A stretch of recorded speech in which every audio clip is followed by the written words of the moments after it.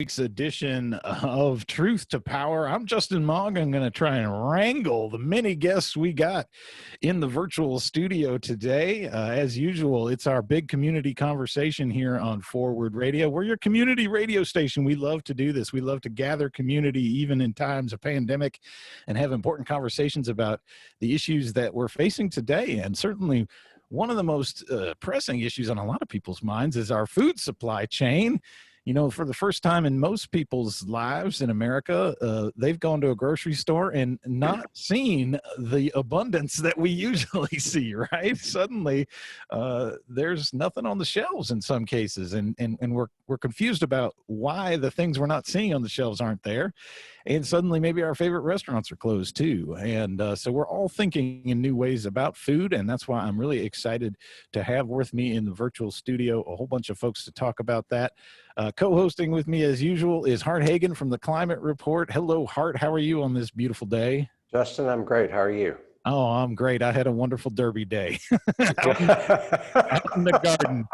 I'll tell you what, if you don't have dirt under your nails yet, you're going to have it after this conversation, I think. Right.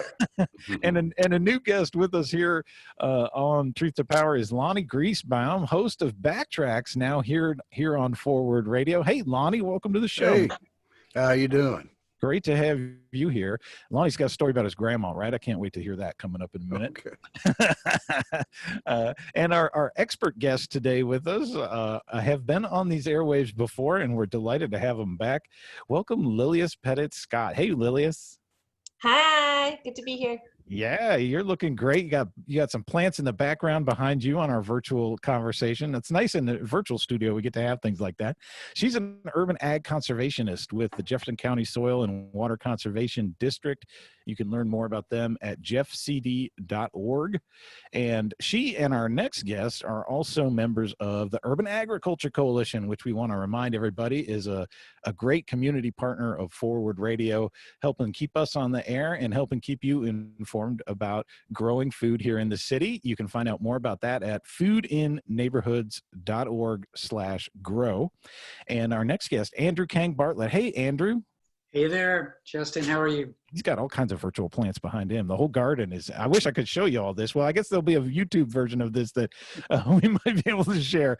But Andrew is an associate for national hunger concerns at the Presbyterian Hunger Program. And he recently wrote an article about slaughterhouse workers. I don't know, we could start off talking about that because that's another big issue that's come up in this pandemic is who are the essential workers in our society. And we're suddenly realizing that farmers, farm workers, and slaughterhouse workers and food processors are really fun, and grocers, right? And the people who stock our shelves are actually our most essential workers. And some of them are really on the front lines, right, Andrew? And most vulnerable right now. Tell us about what's going on in America's slaughterhouses right now. Well, one of the big things is for the folks that are processing meat. Those conditions in these food factories are so, folks are crowded in, conditions are very crowded, and there's no way to physically distance from other folks. And they're just working like crazy. They've even sped up the line speeds on some of these factories. So as can be expected, a lot of people are catching the coronavirus, and it's spreading quickly. And so they've had to close processing plants around the country up until when was it, about a week ago, when Trump decided he would create an executive order to force them to remain open or to open up if they had already closed. So these are workers that are not making great conditions. It's one of the most dangerous jobs around, and they're being forced to go back to these terrible, disgusting jobs and risk their lives so we can have meat on our plates. That's the general situation. And the authorities are using the excuse of the pandemic, right, to urge these people back to work and to speed up the lines even, right? So it's kind of ironic that in these times when we should be slowing down, the authorities are actually telling us to speed up. Right. Yeah. Basically, folks in the food chain, people working, whether it's farm work, working processing plants, shipping, fast food, retail. They're typically precarious jobs, they're dangerous jobs, and they're typically low paid jobs. But ironically, because we have to survive, up until now, our relationship with food has been primarily going to the supermarket and just grabbing what we needed. At a whole new perspective where, yeah, these workers are essential to our survival. So yeah, they're still getting poorly paid. They're mostly not getting hazard pay, but they're expected to show up and risk their lives for us. What do you think should happen there, Andrew? Well, what if you were king? What policies would you change? Well, for starters, everyone in America should be getting a living wage. So that would make it easier to go to these jobs, and it would make it so more folks would want to take those jobs. But that's a long way from happening. It's happening state by state. You can't do that. That would cut into profits. Yeah, it's amazing how much money, though, we can miraculously find in a crisis, trillions of dollars. So it's not that the money isn't there. It's just that the corporate heads want to keep the profits for themselves. Yeah, Lilias, go ahead. Well, I wanted to speak to Hart's question about what would you change, because not only are the workers being required to come back to work, but this, the way our food processing system works, the cracks are really showing right now with this pandemic, because we have a huge consolidation of these meat processing plants. And with the way that system is set up, the meat that you can buy at the store has to be processed at a USDA processing plant. And so the smaller custom processors that we have throughout the state, or even like counties, are not able to process meat that can be sold at a store because they're not USDA certified. So we have this bottleneck effect happening, and farmers who have animals that need to be processed, because once they hit a certain weight, they have to go to these facilities, are really struggling, because those animals get to that weight pretty quickly, and they are kind of stuck once those plants shut down. So we have this kind of crisis on both sides, where we need these facilities to be open for the farmers to continue that system, but they need to be safe for the workers. And so really we need to look at that system as a whole. And there are advocates calling for these custom processors to be able to start processing meat so that it can get to stores, it can get to farmers markets and things, and open that up more so that we don't have that bottleneck happening, and doesn't happen to where farms are hitting this crisis point where they have to destroy animals because they can't get them to the processing facility. And of course, this isn't just happening in the meat industry. It's also a similar sort of bottleneck happening in dairy. We've heard about dairy farmers having to dump milk because there's nowhere to. Apparently, it's something to do with they don't even have the right sort of bottling, the vessels to put the stuff in to get it to market, because the processors are all used to supplying schools and other wholesale kind of large scale, and it's a totally different operation, right? This is also happening in produce, though, right? Mm-hmm. Before we go too far away from meat, though, when it comes to meat, like for example with pigs, something like 700,000 pigs need to be killed because of this bottleneck. So that's nationwide. But milk, you got to keep milking the cows. But for the livestock, for chickens, for pigs, it's a bottleneck that you just have to kill them, because they'd be killed anyway and be going to the supermarkets and distribution. But yeah, so it's a very sad situation. I saw something to the effect that, like a couple million chickens had to be destroyed. And so we're talking about these bottlenecks, and I'm wondering, it's my understanding and my impression that that food is controlled by a few food monopolies. It's like an hourglass. you have producers at the top who have to sell to the food monopolies, who then in turn sell the food to us.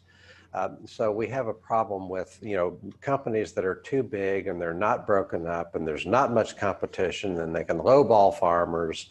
And then another related problem, which is where you have the big players are able to rig the rules in their favor, so that what the standards, what it takes to make, like the USDA standards, whatever they are going to be rigged in favor of the big players and against the little players. Am I on the right track with that? Well, one of the things that a USDA certified processing facility has to have is an office for the USDA inspector to come and be able to sit and have space. So some of the things that are required are really only doable at a very large scale. And so, yes, these plants need to be safe, and yes, we need to think about food safety, and we need to think about worker safety. And we need to also think about scale, because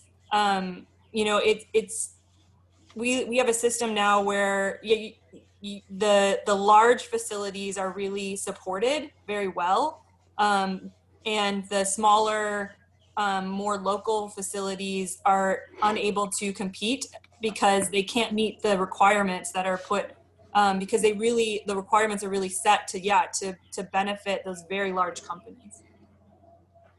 Lonnie? Yeah, I wanted to jump on something that Justin brought up, which I think is really important. I read an article the other day that in Idaho, they were dumping tons of potatoes. Well, it's not like people just all at once stopped eating potatoes, and I've heard a lot of my friends, even some very conservative friends, that are really upset when they see potatoes being dumped and dairy products being washed down the drain. So this is not just a liberal progressive viewpoint at all. But if you take a look at it, one of the problems when I dug into it a little deeper was there's two different supply chains. There's one supply chain for the consumer market that you go to the grocery to buy.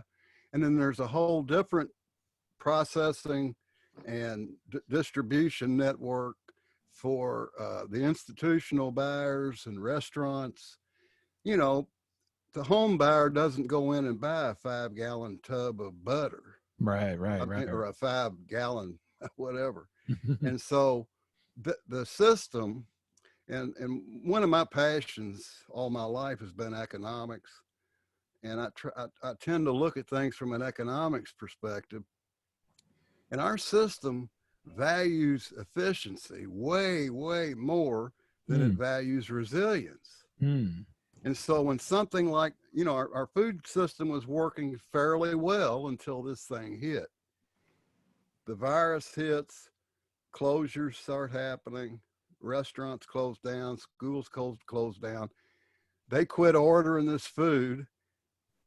The farmers, who sometimes get blamed when they see them dumping this stuff, they have no other choice. They don't have buyers. There's not a system in place to make sure that those potatoes have a way to get to people that need the potatoes. So, actually the system, the supply chain still exists, but there's no way to utilize it. And in my opinion, some of these trillions of dollars could have been spent to say, okay, we're going to keep this existing supply chain going by giving money to restaurants to do what they do well, which is prepare food. We'll give you money to buy the food from the distributors, who then buy from the processors, who then buy from the farmers. And then the restaurants would have to figure out a way locally to get this food distributed to people that needed it. Now, to me, that would be a sane response to the crisis. Use what infrastructure you've already got, and then have a way to complement that to take advantage of the current situation. So, And we have seen that to some degree with things like schools continuing to prepare Right. meals for people, right? So I love if that. they hadn't have bought that food, that would have Mhm. been even more dumped down the drain. Mhm. So, Yeah, I think you bring up a really good point, Lonnie, that there are these two different supply chains, and I don't know that most people understand that they're like, if I'm a restaurant owner, I buy from a distribution company that buys from a certain farm, and things get packaged in a way that come to my restaurant. Right. So I'm getting boxes of food. But if I'm a grocery store and I'm buying from a totally different distribution company who buys from a totally different farmer, and that product is getting packaged in a different way so it can go on a grocery store shelf. right. And so as soon as we knew schools were being closed and restaurants were going to be closed, it would have been really great to think about how we could move that, connect those supply chains together, Right. repackage food in a way that it could, or Right, just but- continue to get it to the restaurants and have them be preparing food. I Right. think that, yeah. I worked at a restaurant. They buy 50-pound bags of French fries. They I eat don't that every sell day. 50. They don't. You eat that. They don't sell 50-pound bags of French fries in multiple Right. supermarkets. Even Costco, right? Right. Well, to be a bit of a devil's advocate here, I mean, we all hate to see food go to waste, and we hate to see people going hungry right now. But here's a provocative question for you all: did this old way of supplying food need to change? It seems to me like it was fundamentally unsustainable, and we needed some radical change there. Could this be a moment for that, or is that way too optimistic a way to look at this? Well, I I'd like bring to up- talk about the issue of efficiency. Lonnie, I understand that we're taught that the free market is efficient. And I've gone back and forth with conservative friends, and they tell me what efficiency means. Efficiency means like a unit of output per unit of input. Or something, but they'll never tell me efficient at doing what. I mean, the German war machine was efficient. The Blitzkrieg was a very efficient process, but what is it efficient at doing? Well, And you I got think to our ask. food system, such as it is very efficient at destroying the environment. How much water does it take to make a gallon of milk or a pound of hamburger? How many pollinators are we killing by making genetically modified corn and soybeans? As far as the eye can see, it's efficient in all the wrong things, I think. Well, it's a question of who is it efficient for? Right. Because the truth is about market efficiency, markets have a unique way of dealing with being efficient. They exclude people from the market that don't have the money or the credit to buy the product. So if you look at, okay, the purpose of an economy is to supply people with things that they need as a society, and you've been able to eliminate 20% of those people from the market, your market still looks efficient for the people that are able to participate in it. But it's certainly not efficient for the society as a whole. That's my point. Right. Yeah. Economics looks at a number of dollars changing hands, and it looks at it. If there is any efficiency at all, it's the efficiency from the perspective of the individual firm. They don't look at the cost, the externalizing of costs. They don't look at future generations that have to deal with what we've done with topsoil or carbon or water or whatever. And they don't look at the impact on people who don't come to the market with money. I'm excluded from the market for a Lamborghini, and I don't really care. It doesn't bother me. But if you should care. If I become excluded from the market for food or shelter, then I have a real serious concern about that. Just in answer to your question, Justin, I think this moment could be a game changer. One, at a deep level, I think people have realized that we're not immortal. I think it's really woken up people to what is essential in life. And food is the first one that comes to most people's minds. So I think it's shifted people's relationship to food in a fundamental way. And there's so much work that has to be done to rebuild kind of regional food supply chains. When you think about meat processing, all those smaller scale meat processing, for the most part, have been destroyed over the last 4 or 5 decades. So those need to be rebuilt. And a lot of the food movement has been working to rebuild those local regional connections, food hubs and so on. But I think people are coming to their senses that that's the system that is not efficient the way we're talking about, but is efficient and resilient in getting food to people when it's really needed. And I want to ask you about that too, but let me quickly reintroduce everybody and just let listeners know you're listening to Truth to Power here on Forward Radio, WFMP-LP Louisville. We're your community radio station, grassroots, volunteer-powered, and listener-supported. You can support us at forwardradio.org, and you can hear us at 106.5 FM, and we live stream at forwardradio.org. My name is Justin Mogg. We're having a community conversation today about food and food supply and the importance of perhaps relocalizing our food supply chain here on the show.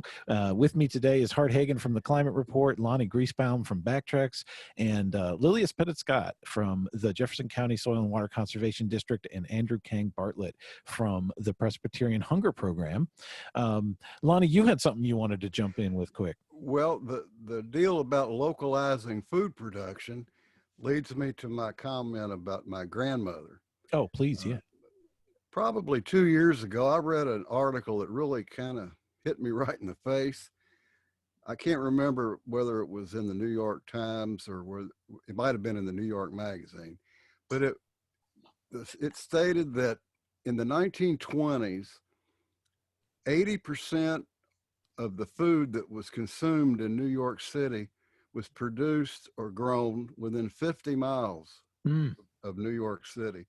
And that it had flipped all the way around now, that only about 5% of the food consumed in New York City is now grown within 50 miles. And then I remember my grandmother telling me when I was a child, she raised 4 kids during the Great Depression here in Louisville. And she lost her husband, my grandfather, in 1928. And I remember her always saying, but we didn't have to worry about food. And the reason for that was she had several family members that were truck farmers here in Jefferson County. And a lot of people had family like that still lived out in the country. And they would bring food into town to their relatives. And then, like in my grandmother's case, she was a seamstress. She would do some sewing for them or whatever in return. But she never had to worry about food. And that always struck me, that was not a problem then. Yeah, we've really come a long way from that. I think most folks wouldn't know how to even begin growing food or preserving food or even cooking it, although a lot of us are being forced to learn that one in the pandemic, right? Well, Wendell Berry talks about food being like weaponized food as a weapon. Who is it? Secretary Butts, or his predecessor in the 1950s, Secretary of Agriculture, that food, if you can control people's access to food, then you can control people. And that's maybe tinfoil hat time or something, but it's not a conspiracy, it's a systemic thing.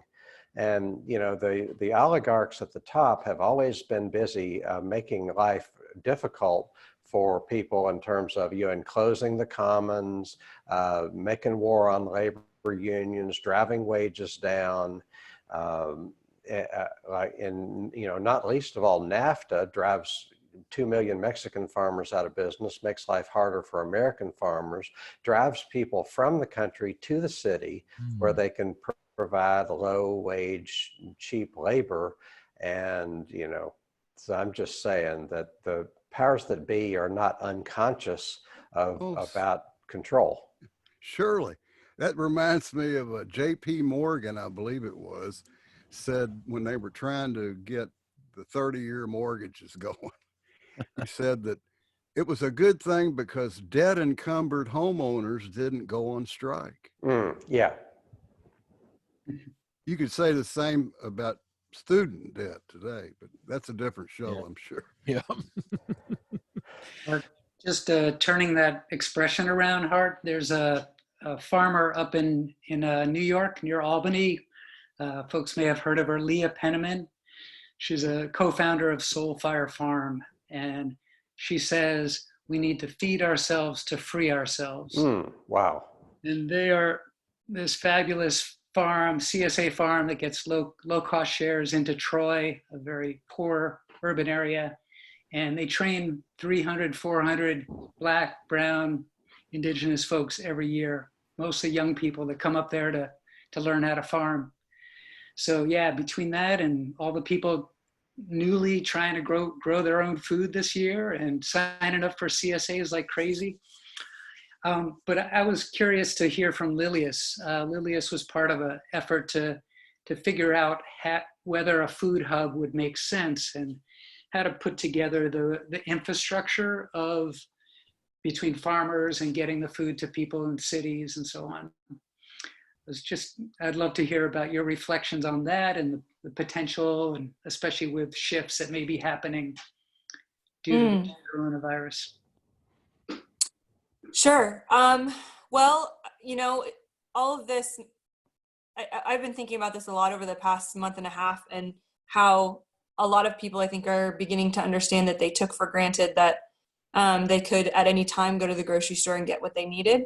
And yeah, a couple of years ago, some colleagues and I did a feasibility study to see what it would take to open a food aggregation site here that would serve the Jefferson County and surrounding counties, including Kentuckiana, so that we could increase the amount of locally produced food that is available in institutions, including schools and hospitals and grocery stores and things like that.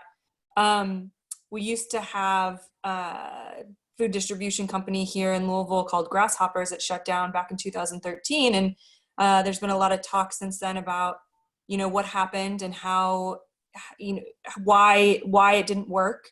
And so we really set out, because one of the challenges that we were seeing was there is product, and there might be some smaller farms that are growing and producing food. And if we could figure out a way to get the food from this small farm and the food from this small farm and the food from this small farm and bring it together and aggregate it so that it's a larger amount, that we might be able to move it into some institutions in that way. And, some of the challenges are definitely around the distribution system, in that there is a general kind of mistrust here in Kentucky of farmers, of distribution companies. Farmers make very, very little on the dollar for what they sell when food goes through a distribution company. And farmers, the best way to support your local farm is to purchase a CSA. That's the most direct to farm impact you can make to support your farmer. When they have to sell their product to a distribution company. CSA is, sorry. Could we? Oh, sure. A CSA. So a CSA stands for Community Supported Agriculture, and you, as a States of America. No, Sorry. You as a consumer are purchasing you're investing in that farm for the farming season, and your investment means that throughout the farming season you get, whether that's weekly or every other week, a box of food that's produced on that farm. And so you are in a sense like an investor in that farm, and in their success. Like a subscriber. Yeah, a subscriber. Sure. So when a farm sells to a distribution company, normally there are 2 or 3 companies that are part of that chain, maybe even more. And so every time that product changes hands, there is less and less money that the farmer is getting for that product, because they have to mark it up every time, right? And then it's going to get to where it's going to be sold to the consumer. It has to be marked up again. And so that chain itself is a challenge for farms, especially when they don't trust they don't trust the relationships, because farmers can't make a contract with the distribution company to say, I am going to grow 5 acres of green beans for you, and you know, when they're ready, you're going to come back and buy them from me. That is something that doesn't happen normally in that system. So it's a risk that farmers are taking to make the product. It's also a risk that those companies are taking to, you know, to buy the product. But it's set up on relationships. And another part of the challenge here in Kentucky is that we have a lot of farms that were farming tobacco traditionally for a long time, and the infrastructure that you need on your farm to process vegetables and to comply with the food safety standards, farmers don't have the funding to put that infrastructure into place, whether it's wash stations, whether it's refrigerated trucks to transport that product to the facility so that you maintain quality of your product. And so without that infrastructure, the farmers are unable to participate in that process because they can't get their product even to the distribution companies and maintain that quality. And, you know, years ago, there were a lot of cooperatives where farmers were bringing their product together, or they were sharing equipment, or they were doing things like that. And those cooperatives fell apart. And that's also another issue, is that farmers don't trust that process anymore either, because they didn't turn out well in many instances. Although the cooperatives work really well, there was just a shift in how the system was created. And so it's a lot of different things. And really what we found through our study was that it came down to this lack of infrastructure for getting product to where it needs to go and maintaining that quality. And also the fact that there are a lot of small farms producing small amounts, and they don't have faith in the system to scale up to produce what's needed for them to increase their production. And so they are just okay making that small amount, and maybe they sell it to friends and family, or maybe they go to the farmer's market. And there are larger farms that already have those relationships directly to companies, and they don't need help getting their product in. So there's a huge gap in the middle where the small farms really need help to become to have the infrastructure and the reliable market in order to ramp up production, so that they could then make enough product to get in, you know, to make an aggregation type business work, and support farms and get them the money they need for the product, but also get enough product to move it into the institutions. I hope that was clear. Lonnie? Well, you know, in my opinion, I think that was wonderful, Lilias. I've never heard it explained quite that well. I'm going to have to go back and listen to the show to make sure I grab onto all that you had to say. There was a lot there. But again, we're looking at it's a social decision. This is a social decision that we need to make through our government that says, look, if we can pump $1 trillion a day through the back door out of the Federal Reserve to banks, then we can pump some money into the kind of infrastructure that we would need to do exactly the things that you're saying need to be done. Because if the farmers don't trust these systems, if they've been burnt before, I'll guarantee you the reason they've been burnt is because these super large farms, you know, 500,000 acre corn farms or whatever, soybeans, they're getting all the tax breaks. They're getting all the tax incentives. The little farmer's not getting anything. He's having his land more and more taken by eminent domain for any number of reasons. They have very little protection through the courts. And these are social decisions. These are decisions that we have to make as a society through our government that says, no, we're going to build the necessary infrastructure to have more localized food production. It's crazy that we live in Kentucky, which we can grow most vegetables here and a lot of fruits. Now, not bananas yet, but we can grow most of that stuff here. But where does it all come from? Any guess? Most of it, like a third of it comes from California. A third of Right. vegetables come from California. Right. Or from Mexico or from Yeah. Florida, tomatoes from Florida. There's no reason that that has to be that way. Now, I'm not saying we would never buy foreign wines or import things that we can't grow here. That makes sense. But I mean, there is no reason that we live in one of the most fertile areas of the United States and that we'd have to import all this stuff from thousands of miles away. Well, It Louisville, increases the transportation costs, which increases the carbon footprint. You name it. I mean, we can decide as a society that we don't want to do that anymore. Yeah. And so I want to ask, especially Andrew, I know you are familiar with this, about sort of what are these, Lonnie's been talking about this is a social question, but it's a political question too. Like, what are the policy barriers that make it difficult for us to relocalize our food system? Yeah, it's totally political. One of the big problems is called the revolving door, and that's a revolving door between the executives of giant corporations like Walmart and ADM and Cargill, all these huge agri-food companies that go in and out of the USDA and the top posts in Washington. And they're creating the policies along with millions, hundreds of millions of dollars worth of lobbying money coming in from agribusiness.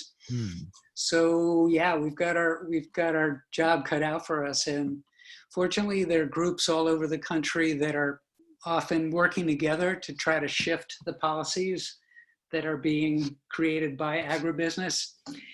And we've won small gains to get more money into local food projects and supporting value-added production and farmers in different ways. But still, we're a long way from getting to the point where we've got the kind of money that it would take to rebuild that infrastructure that Lilias was talking about being so challenging to create. what if if we could wave a magic wand and have most of us or many of us or a lot more of us have CSA subscriptions for one thing, which mainly your typical upper middle class urban liberals are the ones, stereotyping here, who have the money and the awareness for that. But then we have New Roots and we have Fresh Stop Markets, which do a good job of getting those CSA shares in the hands of lower income people. We could, and the thing about a CSA and the thing about Fresh Stop Markets is that you cut out the middleman, and not that the middleman is earning a dishonest living, but I go into our groceries and I see all this stock. And for one thing, you have all this stock which takes preservatives or it's going to go to waste. If you have fresh stuff, it's going to go to waste unless you sell it. And if it does go to waste, I mean, it gets thrown out. It just seems like grocery stores are made to overstock things and to favor perfect apples and perfect radishes and perfect carrots, instead of farmer comes and says, here, CSA subscriber, here's what I got, here's what you subscribe to. Sharing the risk between the consumer and the farmer. Right. Yeah.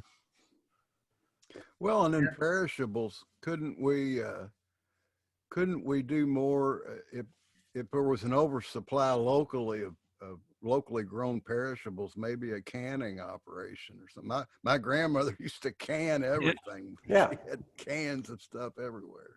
Jars, mason jars. She called it canning. Canning, drying, pickling, all that stuff. So Hart, you mentioned New Roots just casually, but I work with groups around the country and see lots of different models for doing what you're talking about, getting food to people in an affordable way that's also good food. New Roots is the best model I've seen. We are so fortunate to have it here in Louisville, and it should be supported. It should be funded by the government. It should be scaled out, across the whole state. let's talk about Metro Council. I mean, these people are sworn to protect us and to work for the, I mean, what is their job if not for working for the interests of the people? And yet, what do they do but fling open the doors of our community to every multinational corporation that wants to set up a restaurant or a grocery? They're just flinging open the doors. It's like, if you listen to proceedings of Metro Council, you'd think that their job is to open up our community to the companies that steal our resources, instead of, hey, let's do something smart with the resources of our community, instead of consistently and systematically degrading everything, including our transportation system and our food system. Don't get me started. And they used tax incentive financing to do it, which basically means if the taxes don't come in enough, then we get taxed. Andrew, Bring these companies in, and I know you've got the clawback provisions are totally inadequate. Like the Yum Center bonds right now, they're not being able to hold any events. I'm afraid to wait until next year to see the news about how they're not going to be able to meet the bond payments without taking money out of the city budget. Andrew, I know you need to run. Any last words, especially with reference to local metro issues? Well, I've heard a fairly top politico in metro government talk about Louisville being a beggar city. Mm. And so they've got to just let in, the lowest common denominator, the corporations that aren't going to look at environmental issues and so on.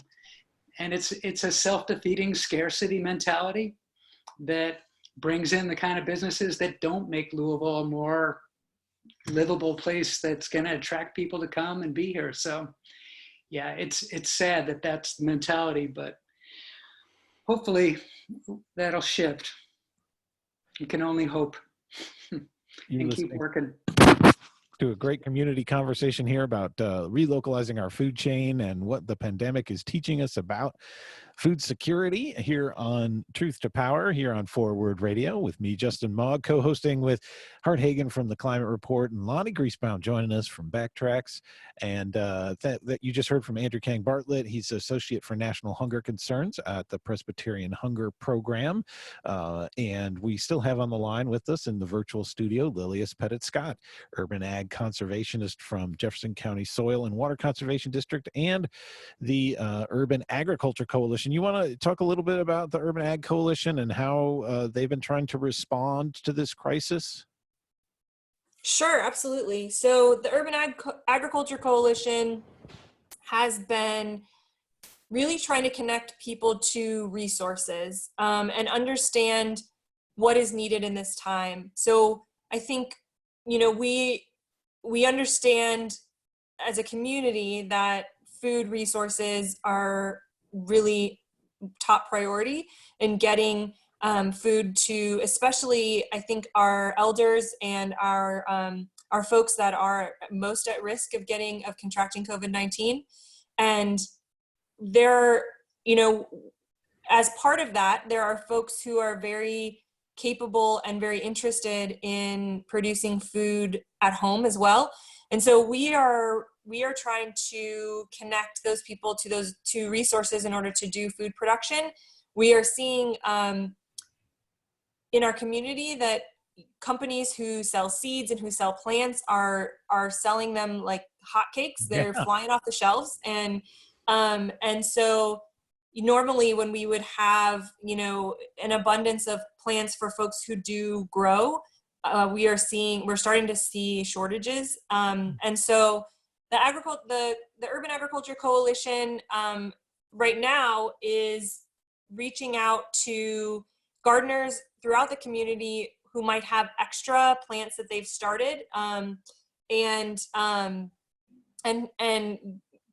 we're going to be actually starting next week, starting to try to gather those together so that we can do some plant giveaways to folks who are in need and who would like to get plants that they can grow, things at home, things that they can grow very quickly, like greens, lettuces, things like that can they can actually get a harvest from pretty quickly. And we're also working to connect usually every year. So we have over 35 community gardens in Louisville, some that are 7 acres in size, a lot of land, a lot of food being produced.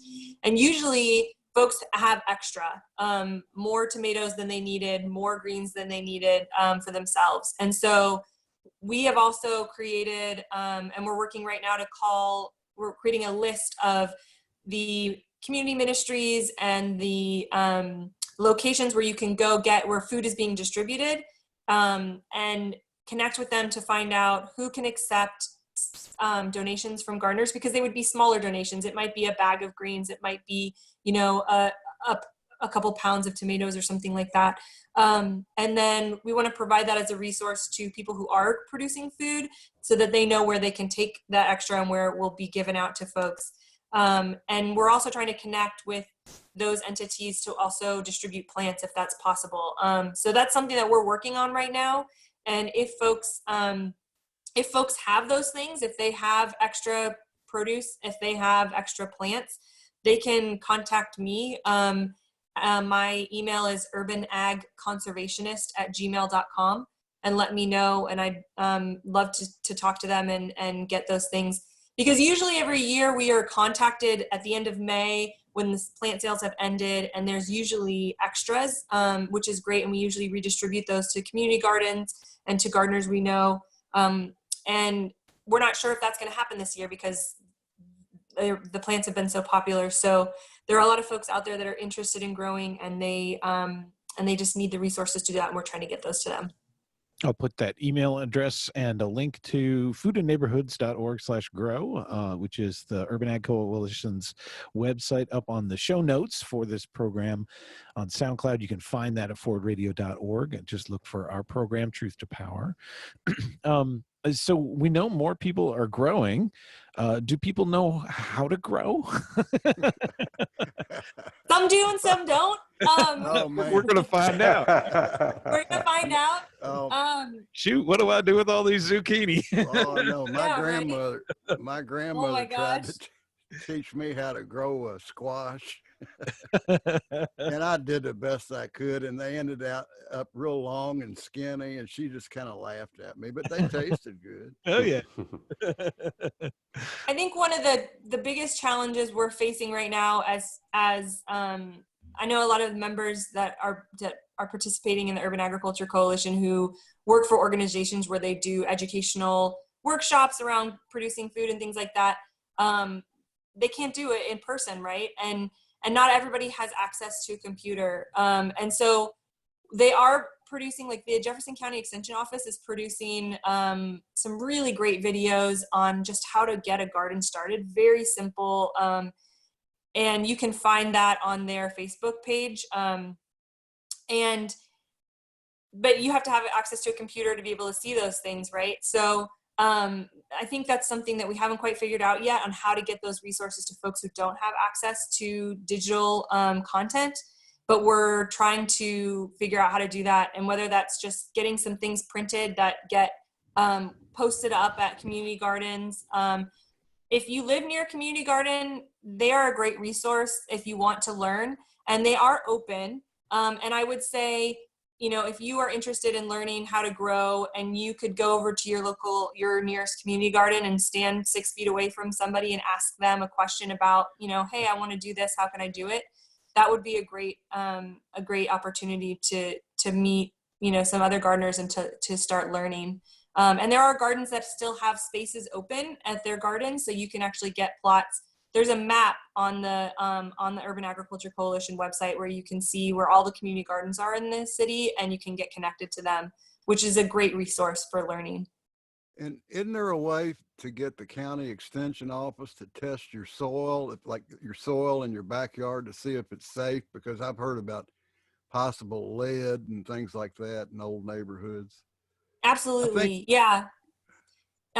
So the Jefferson County Extension Service is still accepting soil samples, and you can contact their office, and they will send you information on how to take the sample. And actually, if you go to the website for the Soil and Water Conservation District, that website that Justin said at the beginning, jeffcd.org, you can get a voucher for up to 2 free soil tests. So you can do them for free. And you can get one that will test for lead contaminants in the soil, and you can get one that will test for nutrients. So you can do that test and make sure that your soil is safe. That's great.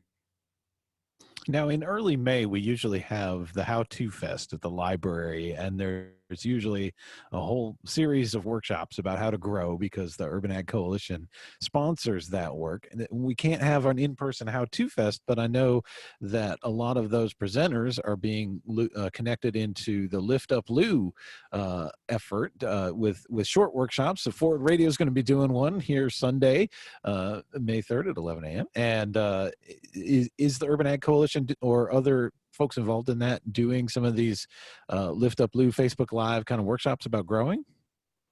Yeah, well, I know of one person who was going to be presenting at the How To Festival. He is doing a workshop on how to make tortillas from corn that you grow. Yeah. I'm sure there are others. Unfortunately, folks didn't tell me if they were getting connected or not, but we provided the information to all of the presenters that they could connect with the library, which is an awesome resource, and get up on Lift Up Lou to share that information. Well, how do you think community gardening has changed in the time of the pandemic? I mean, you say the gardens are still open, but it really is something that we usually do together. Have you heard any stories or noticed any differences? I haven't heard anything in terms of there being fewer people in the gardens working. As far as I understand, the gardens are really thriving right now. And actually they've had more interest in garden spaces because more and more people want to learn how to grow. And I don't know if that's solely based on the fact that there is, this need to know where to have a secure food source, or if it's also because some folks have a little bit more time and maybe they've always wanted to get a garden started and they just now have the time to be able to do that. But whatever the reason, it's great. And we, when there started to be conversations about businesses closing, the Urban Agriculture Coalition really, we really wanted to make sure that the community gardens were able to remain open and to be safe. And so we were able to get connected to a lot of really fantastic organizations throughout the country that were creating resources and figuring out processes for keeping the gardens open. And so the Extension Office and Common Earth Gardens and other folks that manage community gardens have put, flyers everywhere. They've made hand washing stations. They've worked with their community gardeners to make sure that people are staying, are socially distancing from each other. And as far as I know, they haven't, really changed much in terms of what's going on at the garden. But like I said earlier, the workshops and kind of the teaching piece that happens there usually has changed. So that hasn't been happening, which, is going to be a little bit more challenging for folks who are just getting started and trying to figure it out. And hopefully they're talking to their fellow gardeners and working through those challenges. But that's really the part that has changed, is that we just haven't been able to do the programming and the trainings and the education piece of the gardens. And it's really great to be outside right now. Oh, it sure is. The air's a lot cleaner. Yeah. This has been one of the most beautiful springs too that we've had in a long time, I think. We get to see what it'd be like if there weren't any cars on the road. Yeah. Lots fewer. Great time to ride a bicycle too, I can attest. Absolutely. And not get run over. I forgot how to ride a bike quite a few years ago. I want to point out one thing that I know that this whole boom in growing has pointed out, one sort of bottleneck or deficiency in our system. What makes successful gardening is healthy soils, right? And how do you get a healthy soil? How do you build a healthy soil, especially in an urban environment, or if you're growing in a pot on your deck? You need compost.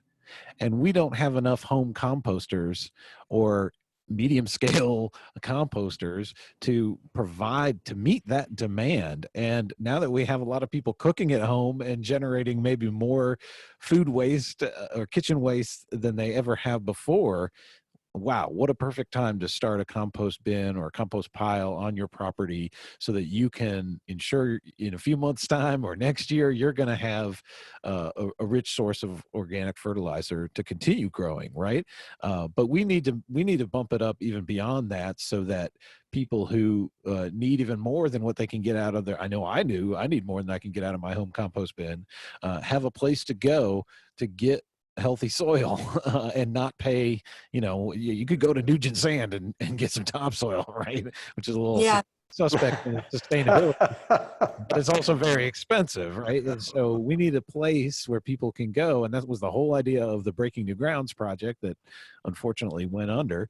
And it is the idea of U of L's community composting project, which still goes on today and still takes volunteers every Sunday at noon to 2, but it's limited in scale and we need to scale that up around the county, right, Lilias? Absolutely. The city just did an assessment on our waste stream, and they published a report, and food waste was the number one thing that makes up our waste stream.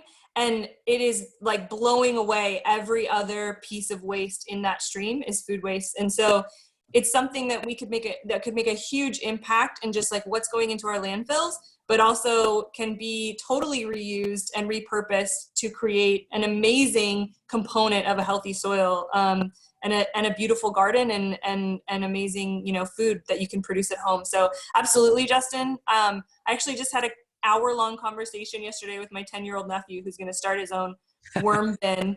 It was really fun, and he's getting very excited about it because he's been thinking about these things with what's been going on, which is incredible.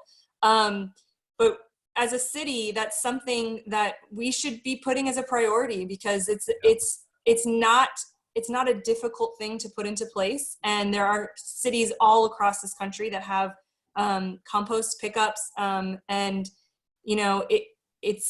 I think it's a necessity when you're looking at how much food waste is going into our waste stream. And then when food waste goes into the landfill and it decomposes anaerobically, it produces methane, which is a huge greenhouse gas. I'm just saying. Yeah. Another reason why it's important to compost. Absolutely. So we're running out of time, but just in the last few minutes, what would you say, Lilias, are some of the most hopeful signs here in this midst of the pandemic? I want to end on a hopeful note. I think the fact that people are learning to grow and learning the value of food is hopeful, but what have you seen that makes you continue smiling in the midst of all this? I think the fact that people are learning who their farmers are and they're connecting to them in a really personal way has been an incredible thing to see, and that we are really seeing a huge boost in the number of people who are supporting farms directly through CSAs and also through farmers markets, because the farmers markets are open and you can shop with your farmers. And you don't have to go into a grocery store full of customers in order to do that. You can maintain a safe distance. So I think that's really hopeful, and I hope that continues after, as we start to leave our homes. And I don't want to say go back to normal, because I don't think we're going to go back to what things used to be. But as we kind of start to live our lives in the way that we want to again. Can people find those farmers markets at foodandneighborhoods.org/grow? Yeah, they can at foodandneighborhoods.org. There's actually right on that front page, there's a link to a document that has lists of a lot of your farmers. And you can also go to the individual farmers market websites, because as things are changing, farmers are actually getting these websites set up so you can pre-order food with them. So you just drive up and they'll, have it ready for you and hand it over to you. You don't actually have to even go and touch things or pick out food. They'll just have it ready. And the incredible part of that is, like, farmers know what is good, right? So trust them to pick out your food and you'll have the best food in that bag to take home and to eat. And to, Don't trust yourself, trust your farmer. Exactly. Well, we're all out of time. Thank you so much, Lilias Pettit-Scott from the Jefferson County Soil and Water Conservation District. Been great having you back in the studio with us. Thank you so much for having me. It's been so fun. And thanks to you, Hart and Lonnie, for joining me on the show today. It's been great being your host. My name is Justin Mogg, and you can tune in again in 1 week's time to hear another great community conversation on a completely different topic. That's what we do here on Truth to Power every week. Stay tuned. Lots of great stuff coming up on Forward Radio, everyone. All right. Thanks, you all. Yeah, it's fun. Nicely done. That was Hope I fun. didn't butt in.